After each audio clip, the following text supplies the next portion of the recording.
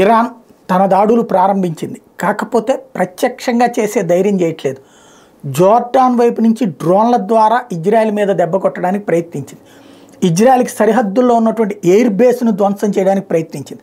కానీ ఆ air బేస్ని control చేయగలిగింది ఇజ్రాయెల్. మధ్యలోనే ఆ డ్రోన్స్ని అంతం చేయగలిగింది. వాస్తవంగా సిరియాలో ఉన్నటువంటి ఇరాన్కి సంబంధించినటువంటి రాయబార కార్యాలయం మీదనే దాడి చేసి 7గురిని లేపేసి అందులో ప్రత్యేకించి ఈ తీవ్రవాద ముఠాలకు సంబంధించిన నాయకులు ఐడెంటిఫై చేసి కొట్టినటువంటి నేపథ్యంలో ఇక్కడ ఏమైపోయిందంటే కిక్కురు మనలేని పరిస్థితి ఇరాన్ది. ఎందుకని అక్కడ అటాకింగ్ సిచ్యుయేషన్ అయిపోయింది.